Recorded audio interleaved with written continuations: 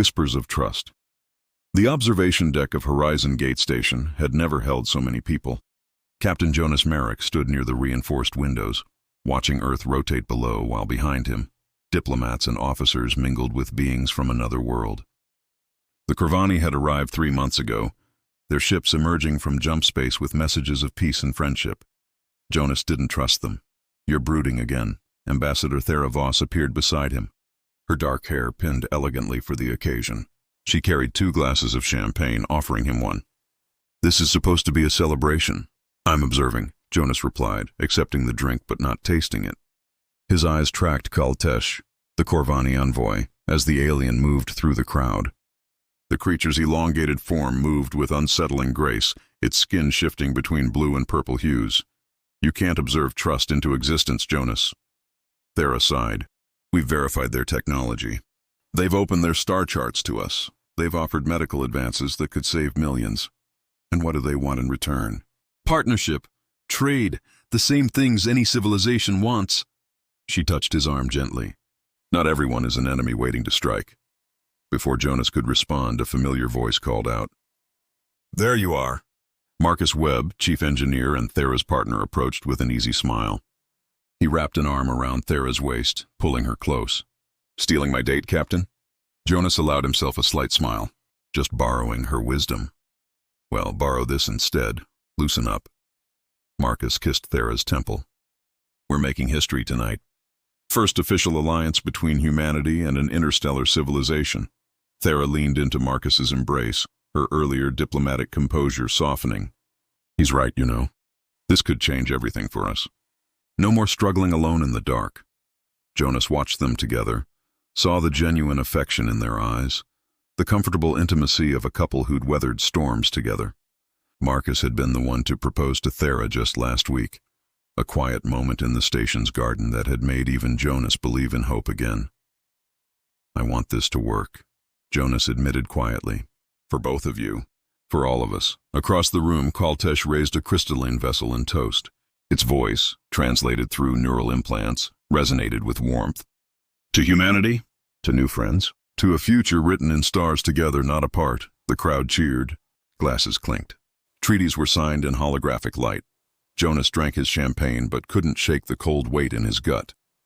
He'd spent 20 years in deep space, had seen how quickly circumstances changed. "Trust was a luxury paid for in blood. Promise me something," he said to Thera. "What?" "Keep your evacuation protocols updated. All colonies, all stations." Thera frowned. "Jonas, just promise me." She exchanged glances with Marcus, who shrugged. "If it helps you sleep better, sure. I'll run drills next month." "This week," Jonas insisted. All right. This week." Thera squeezed his hand. "But you're coming to dinner tomorrow.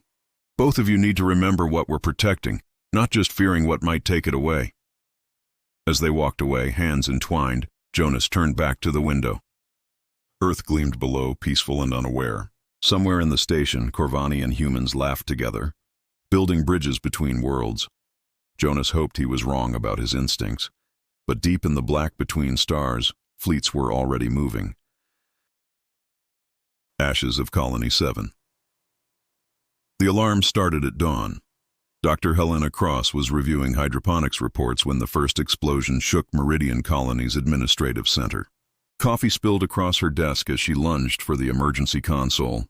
"This is not a drill," she transmitted colony-wide, her voice steady despite her racing heart. "All civilians to shelters. Defense grid active now." Marcus Webb was already running toward the engineering bay when the second strike hit. The sky above Meridian turned white, then red. Orbital bombardment. He grabbed his comm unit. "Thera, if you can hear this." The line was dead. All external communications severed. Helena met Marcus at the central plaza where chaos erupted. Parents clutched children, elderly stumbled over debris, and overhead, Corvani warships descended like predators. "No warning, no declaration, just fire." "Engineering bay is gone," Marcus reported, his face smeared with ash. "Main reactors shielded, but the defense grid won't last an hour. Then we evacuate what we can." Helena's mind raced through protocols Jonas Merrick had insisted on. Thank God for paranoid captains. Transport hangar? Damaged but functional. Maybe get 500 out if we're lucky. They had 3,000 colonists. Helena grabbed Marcus's shoulder. Get the children loaded first. I'll coordinate from here. Helena, you need to go. Marcus ran. Helena watched him disappear into smoke and knew with terrible certainty that some of them wouldn't survive this. She'd lived on Meridian for 8 years, had built friendships and community. She'd danced at weddings and mourned at funerals. This was home. The Corvani were burning it all. In the hangar, Marcus organized evacuation with mechanical precision. Children first, then elderly, then wounded. His hands shook as he strapped a crying girl into a transport seat. She couldn't have been more than 6. "Where's my mommy?" she sobbed. Marcus looked out at the burning colony and lied. "She's coming. I promise." The third transport launched just as Corvani ground forces breached the perimeter. Marcus heard weapons fire, screams. He grabbed a plasma cutter, the only weapon available, and ran toward the shelter complex. 30 children huddled inside, teachers shielding them with their own bodies. The door was sealed but wouldn't hold long. Marcus began welding emergency reinforcements when he heard the cutting tools on the other side. "Get them to the service tunnels," he told the lead teacher, a young woman named Rachel who looked terrified. "Go now. What about you?" "I'm buying time. Move." When the Corvani broke through, Marcus was waiting. He didn't know how to fight aliens, but he knew how to make a plasma cutter explode. The blast took 3 of them down and threw Marcus against the wall hard enough to crack ribs. He crawled toward the tunnel entrance, tasted blood. Behind him, more Corvani poured in. A beam struck his shoulder, burning through flesh. He screamed but kept moving. Helena found him 20 minutes later, dragged him toward the last functional transport. Around them, Meridian burned. Buildings collapsed. Gardens that had taken years to cultivate turned to ash. "Marcus, stay with me," Helena begged, pressing emergency foam to his wounds. "Did they get out?" he gasped. "Most of them. You saved them." Marcus grabbed her wrist with shocking strength. "Tell Thera." "Tell her I tried." "Tell her," he coughed, blood on his lips. "Tell her to make them pay." "You'll tell her yourself." But Marcus's eyes were already distant. "Promise me, Helena. Survive this. Tell everyone what happened here. Make sure they remember. I promise."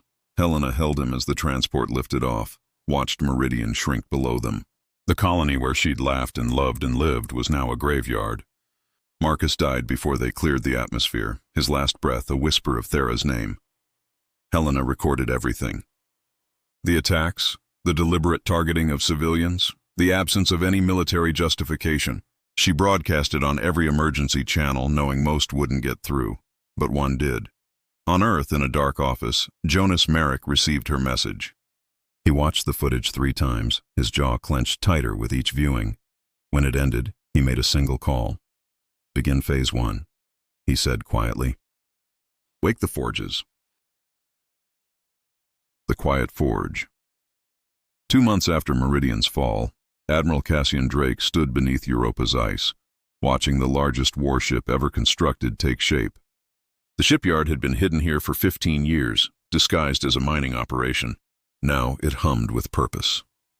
"The Retribution will be ready in 3 weeks, reported Dr. Nora Winters, her eyes hollow from sleepless nights. "The weapon systems exceed all projections." Cassian studied the scientist. Nora had lost her daughter and husband on Meridian. She'd returned to Earth a ghost, then thrown herself into weapons development with frightening intensity. "Nora, when's the last time you slept?" "Sleep?" She laughed bitterly. "I see my daughter every time I close my eyes. She's burning and I can't reach her." Nora's hands trembled. "So I build instead. I build things that burn back." Cassian wanted to offer comfort but knew better. They'd all lost someone. The galaxy had taught humanity a terrible lesson, and now they were crafting the response. Jonas Merrick arrived via shuttle that evening, now an admiral himself.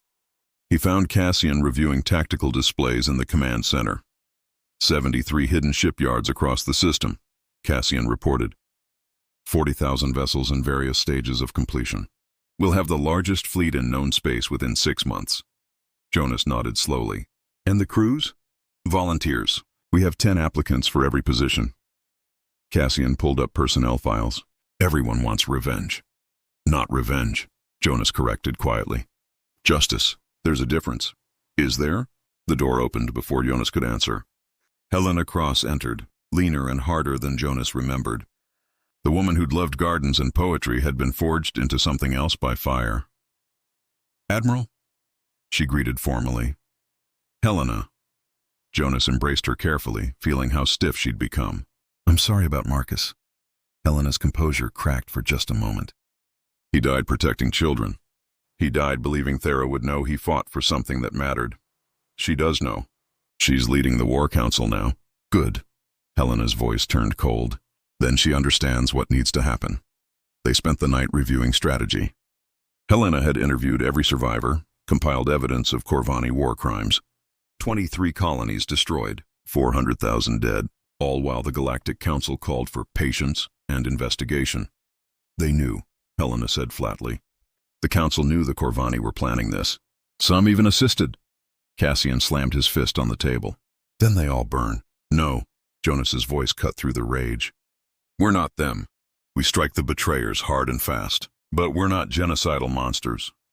We're monsters enough, Nora muttered, entering with fresh coffee. She looked at Helena. I heard about Marcus. He helped design our reactor shielding. Good man. Helena accepted the coffee with shaking hands. He proposed to Thera the week before. Before. She couldn't finish. Nora sat beside her. Two women united by loss, separated by how they processed it. Nora had channeled grief into creation. Helena had channeled it into cold tactical precision. I dream about them sometimes, Nora admitted. My family. They're at the dinner table laughing. Then the fire comes and... She stopped, swallowed hard. But then I wake up here and I remember I'm building the fire now. Does that make me evil? It makes you human, Helena replied. Jonas watched his officers, saw the weight they carried. Across Earth and her territories, millions shared this burden. The galaxy had wanted humanity broken. Instead, they'd forged steel. Admiral Drake, a technician called out. Retribution's power core just went online. All systems nominal. Through the command center windows, the massive dreadnought's hull began to glow. Energy coursed through circuits designed to channel power beyond anything the galaxy had seen. Jonas stood at the window beside Cassian. When we launch, there's no going back. We'll be starting a war that might consume everything. They started it, Cassian replied. We're just finishing it. History won't remember it that way. I don't care about history, Jonas. I care about the future. Cassian's reflection in the glass looked haunted. I care that no human child ever watches their world burn again. Jonas thought of Thera and Marcus, of their hope for a better future. That hope had died in orbital fire. What replaced it wasn't hate, it was something colder. Resolve. 3 months, Jonas said. We gather every ship, every weapon. Then we show them what human silence really means. Below them, the forges continued their work. Steel and fire shaped by grief into instruments of reckoning. Shadows converge. The gathering point designated Dark Reach existed in a void between star systems.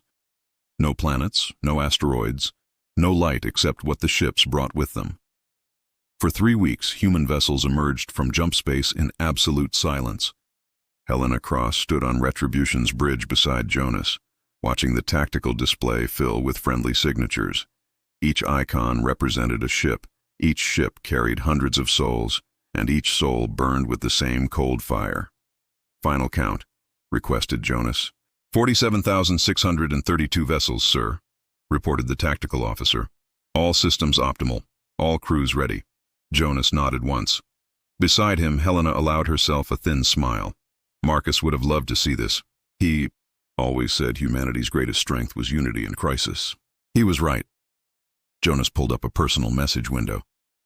Thera wants to address the fleet before we move. Ambassador Thera Voss appeared on every screen throughout the Armada. She'd aged in the months since Meridian. Lines creased her face, and her eyes held no warmth anymore. She wore Marcus's engagement ring on a chain around her neck. We were offered friendship, she began, her voice carrying across 40,000 ships. We opened our arms, our homes, our hearts. We believed in a galaxy that could be better than Earth's bloody history. She paused, touching the ring. They murdered that belief. They murdered our people. They murdered my Marcus. Helena's hands clenched at the rail. But they made one mistake, Thera continued. They thought silence meant surrender. They forgot that humanity's greatest battles began in quiet preparation. So we prepared, we built, we planned, and now Her voice hardened to steel. "Now we answer." The transmission ended. Across the fleet, no one cheered. There was only grim acknowledgement. "Jump coordinates locked," announced the navigator. "Corvani border systems dead ahead. All ships," Jonas commanded. "Execute jump in 3, 2, 1. Space tore open. 47,000 vessels punched through reality into Corvani territory. The first border patrol never had a chance. 20. Corvani warships floated in picket formation, confident in their superiority. Their sensors caught the jump signatures too late. Human dreadnoughts materialized like mountains appearing from fog. The Corvani commander barely had time to transmit contact before beams of concentrated energy tore his flagship apart. Helena watched the slaughter with clinical detachment. "No survivors?" "3 escape pods," reported Tactical. "Permission to let them flee?" Jonas considered. "Let them run. Let them tell their commanders what's coming." The pods scattered, racing toward Corvani space with news of impossible human fleets. "Next target," Jonas ordered. They moved from system to system like a plague. Corvani defense stations crumbled under massed fire. Mining colonies went dark as human forces severed all communications. Merchant convoys dissolved into debris. On the third day, they encountered real resistance. Fleet Commander Prexnal of the Corvani Armada had gathered 800 warships at a strategic junction. It was the largest force the Corvani could muster on short notice. Prexnal broadcast on open channels, his translator rendering his words into mocking tones. "Humans come with their primitive vessels, seeking revenge. You are children playing at war. We will crush you as we crushed your colonies." Helena felt rage surge, but forced it down. "Permission to respond, Admiral." Jonas gestured assent. Helena's face appeared on Corvani screens. She recognized Prexnal. Intelligence had identified him as one of Meridian's attackers. She spoke softly, every word deliberate. "Commander Prexnal, you killed civilians without warning. You burned children in their beds. You called it conquest." She leaned forward. "We call it murder, and we remember every single name." She cut the transmission and turned to weapons control. Fire at will. What followed wasn't a battle, it was an execution. Human formations moved with perfect coordination, each ship supporting others. Where Corvani beams struck shields, the shields held. Where human weapons fired, Corvani ships died. Prexnal's flagship lasted longer than most, its heavy armor absorbing punishment. But eventually, Retribution's main cannon aligned. The beam that struck wasn't just powerful, it was personal. Helena watched Prexnal's ship split down the middle, atmosphere venting, fires blooming in the void. She felt no satisfaction, only emptiness. Target destroyed. Tactical confirmed unnecessarily. 800 Corvani vessels reduced to wreckage in 4 hours. The human fleet lost 12 ships. Tragic, but nothing compared to what they'd inflicted. "Next target is the Corvani home system," Jonas said quietly. "Last chance to turn back, people. After this, we can't undo it." No one spoke. No one objected. The fleet turned as one, engines burning toward final judgment. Helena stood alone in her quarters that night, holding a photo of Marcus from happier times. "We're almost there," she whispered. "Almost done. Then maybe I can rest." But she knew that was a lie. Some wounds never healed. The final reckoning. The Corvani home system sparkled with desperate defenses. Every warship, every orbital platform, every fighter that could fly had been pulled into a defensive sphere around their homeworld. 13,000 vessels, the combined might of every ally they could summon. Jonas stood on Retribution's bridge watching the tactical display. "They're betting everything on numbers. It won't be enough," Helena replied coldly. "Nothing will be." The human fleet emerged from jump space in perfect formation, a wall of ships stretching across space, 47,000 strong. For a moment, both sides simply observed each other across the void. Then the Corvani fired first, space lit with weapons fire, missiles by the thousands, beams cutting through darkness, kinetic rounds moving at relativistic speeds. The human vanguard absorbed the first wave, shields flaring but holding. "Return fire," Jonas commanded. What followed was the largest space battle in recorded history. Ship against ship, formation against formation, thousands dying every minute. The void became a graveyard of shattered steel and frozen corpses. But the outcome was never in doubt. Human weapons, designed specifically for this moment, tore through Corvani defenses. Human tactics, refined through simulations and rage, outmaneuvered every counter. Human resolve, forged in the fires of betrayal, never wavered. Helena coordinated strike groups with mechanical precision. Delta Wing, target their command carrier. Gamma Wing, suppress their point defense. Epsilon Wing, ma'am, we're detecting a transmission from the surface, interrupted communications.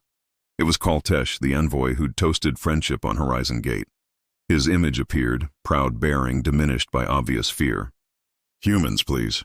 We can negotiate. We can. Helena cut him off. You negotiated with fire and death. We negotiated with patience and preparation. She gestured to weapons control. Target his transmission source. Helena, Jonas said quietly, warningly. She met his eyes. Marcus died begging for Thera. Did Kaltesh hear those pleas on Meridian? Did he show mercy? Jonas said nothing. Helena turned back to the screen. We remember, she told Kaltesh. Every colony, every name, every child. She cut the transmission and nodded to weapons. Fire! A beam lanced down from orbit, precise and final. Kaltesh's location disappeared in light. The battle raged for 6 more hours. Eventually, the Corvani lines broke. Ships fled in all directions, but there was nowhere to hide. The human fleet was everywhere. When it ended, 13,000 alien warships had been reduced to 300 fleeing survivors. The Corvani homeworld sat defenseless, its skies filled with human vessels like dark stars. On the surface, billions waited for annihilation. It never came. Instead, every communication channel in the galaxy received a transmission. Thera Voss appeared, standing in the Retribution's war room. Behind her, holographic displays showed the burning wrecks of alien fleets. This is Ambassador Thera Voss of Earth, she began, her voice steady. To every empire, every council seat, every species that watched humanity burn and did nothing, hear this message carefully. She held up a data chip. This contains complete records of Corvani war crimes, unprovoked attacks on civilian targets, systematic genocide, and evidence of Galactic Council complicity. She paused. We could have destroyed their homeworld. We could have matched their atrocities. We chose not to. Helena stood beside Jonas, watching. She'd argued for total destruction, for making the Corvani pay in full. But Thera had overruled her, and perhaps that was right. Perhaps mercy was humanity's final answer to betrayal. But make no mistake, Thera continued, her voice dropping to something colder than space itself. Betray us once and your fleets will burn. Betray us twice. She let the implication hang. There will be no third time. The transmission ended. The human fleet began its withdrawal, leaving Corvani space as silently as it had arrived. No occupation, no demands, no treaty, just the message written in fire across the stars. On Retribution's observation deck, Helena found Jonas looking out at the retreating fleets. Is it over? She asked. The war? Yes, the consequences? Jonas shook his head. Those are just beginning. Helena touched the window, her reflection ghostly in the glass. Marcus would have wanted mercy. He always believed in second chances. He would have, Jonas agreed. But he would have also understood why we did what we did. Would he have forgiven us? Jonas turned to face her. Helena, there's nothing to forgive. We protected what was left. We ensured it never happens again. That's all any soldier can do. Helena wanted to believe that. She wanted to feel something other than emptiness.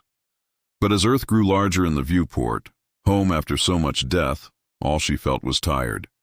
Across the galaxy, the message spread faster than light.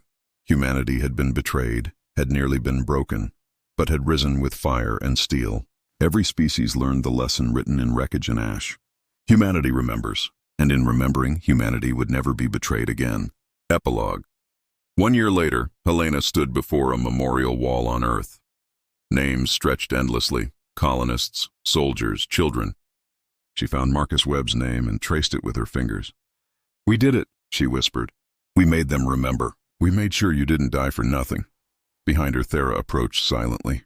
The ambassador still wore Marcus's ring. He would have hated the war, Thera said softly. But he would have understood it, Helena replied. They stood together, 2 women shaped by loss, before a wall of names that would never be forgotten. Above them, human ships patrolled the skies, not conquerors, but guardians. The galaxy had learned its lesson. Humanity had learned theirs too. Trust carefully, prepare thoroughly, remember always. And if betrayed, burn so bright that galaxies remember the fire.